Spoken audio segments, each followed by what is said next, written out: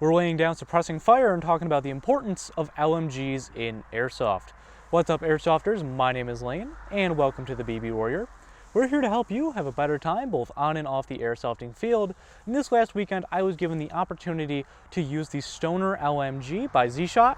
And besides having an absolute blast and getting some gameplay, which will be in the background of this video, it gave me a sense of respect for people that use light machine guns, and it really made me recognize the importance of LMGs in Airsoft. So one of the main advantages of using LMGs is obviously going to be the firepower that you get.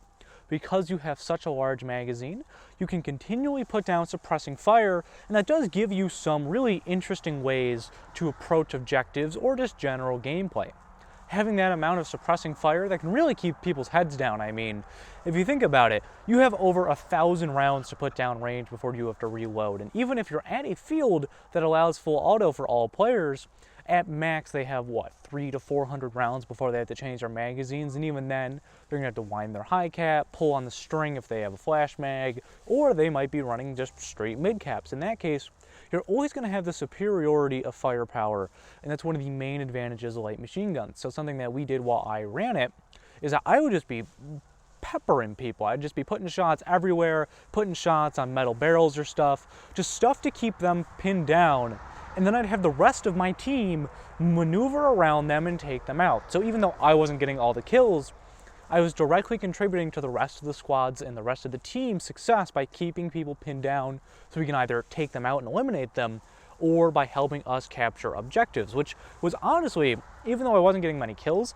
it was a blast because I obviously love teamwork in Airsoft. I love that I'm able to work together with the people that I'm with to have a better time and do better in the game. So the advantage of them is so substantial because you have that firepower, and it can be used in many ways. I mean, you could just shoot airsofters and get a bunch of kills, or you can use your firepower to help the rest of your team maneuver, which was what I was attempting to do. Now, something that I was able to do to get a best of both worlds situation is I was eventually able to crawl through the woods, because there's woods on the sides of the town at the field I was at, and put suppressing fire on them from an angle that they weren't expecting. So they had less places to hide, which meant that they were just they were a shooting gallery for the rest of my team, I should say. Now, there are some distinct disadvantages of running an LMG, and the first one, and probably one of the more obvious ones, is the extra weight compared to your standard M4 or AK or even a high cap platform.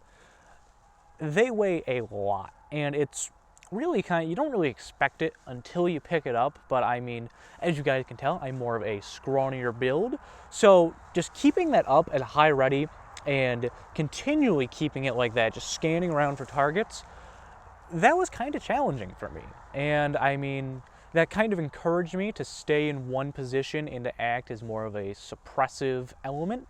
And that was kind of what I was going for. However, when I did have to maneuver, and I did really need to keep my gun up at high ready, aiming down the sight for an extended period of time was a little bit of a challenge. And I mean, that is just my build, me being not as strong as some of the other people that can just hold these things at high ready for 10, 20 minutes at a time. But keep that in mind if you're looking into an Airsoft LMG and you've got more of a scrawny build like myself, you're going to want to make sure that you pick more of a lighter model. And I say that in relativity because most Airsoft LMGs clock in beginning at about 12 pounds or so before you add everything else. So I mean, you never think about it, but BBs do add on a pound or two depending on what weight you use. You got your optic, pec box, anything else you throw on that. So there are a lot of Airsoft websites that include the weight of guns on there. That's something to keep in mind. And because of that extra weight, I found that they were a little bit less maneuverable, but again, that is at least for myself. I mean, if you're more of a scrawny, sleek build like myself, and that might not be for you. However, if you're bulkier or shorter or things like that, it may be a better option for yourself. Another thing about Airsoft LMGs is they're kind of pricey because, again, they have so much added material. They just can't be pushed out like a bunch of M4s. I mean, that is a specialty product that the company has to make tools for. They have to do all the tooling and things like that. So, I mean, they are pretty pricey. Even the OK ones, the A and K ones, I think are like $300 to start. So this is a little bit more of an expensive thing to get into than just your typical M4 AK, because I mean, you can get a Crytek now for what, a little over $300, and there's also the Avalons, things like that. So they are a little bit more pricey. However, I mean, if you have the money, it's definitely an interesting role to take in Airsoft. And while we're talking about purchases, on a lot of Airsoft LMGs, the box mags they're garbage. And that's really a shame, because that's the thing you need to work right, especially on an LMG like the Stoner LMG that doesn't take M4 magazines like an M249 does.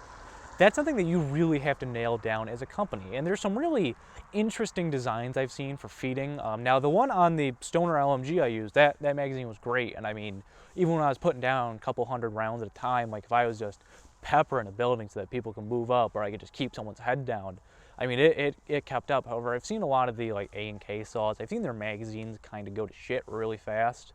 So I would advise that if you have the money and the company offers them, which I think all companies should, however, there's probably someone who doesn't, get an extra box magazine, because this could happen while you're in the middle of a game. I know a buddy who, thank God, he brought an extra 2 boxes with him, because in the middle of a firefight in a Milsom West game, he had his primary box go down. It just died. So I want to add to the immersion. So if you're doing like a saw gunner kit and you have more than 1 box mag in there, that's just going to add to your immersions if that's your thing, which I mean, that's better than just having a bunch of empty nutsack pouches. But I would advise to keep an extra box mag on you, because these things do break. They are very intricate. They have a lot of small parts. They have a lot of things that can go wrong. And to make it even better, they are electric, so there's more things to worry about. So getting a second box mag, if your company provides it. And I mean, like I said, a lot of small parts, a lot of electronics, and I've seen some of them that are just weird systems. Like I don't have any firsthand experience. However, I believe the Crytek LMG, you have to rotate the box mag like 90 degrees, like you're doing an M4 mag flip or something, to feed in from the main reservoir. I asked someone who owns a Crytek LMG about that. I could be wrong. However, I believe I've heard people talk about that. So those are just some of my thoughts about Airsoft LMGs. I think they're a very particular role, and they play a very specific way. However, it's vastly different from using any other platform on the Airsoft market. And it's a very interesting one, and it's something that I really enjoyed for the short amount of time that I was able to use one. If you guys run an Airsoft LMG, make sure to let me know what you guys think of yours in the comments below, and also make sure to let me know what model you have and what you think about it. After playing like that and experiencing that role, it may be something I might want to continue into more. So if you have any recommendations for myself, considering I'm pretty new to this, make sure to let me know down in the comments below. I've got a ton of builds I'd like to do this summer and fall, and I'm not sure which ones I actually want to go through with yet. If this was your first time here on the channel and you enjoyed the content, I would love to have you subscribe for more videos every Tuesday and Friday here on the channel. Make sure to hit that subscribe button down below, and while you're down there, hit the bell icon next to it to get notifications when we do post our new videos. If you haven't already, make sure to follow us on social media. Links will be down in the description below.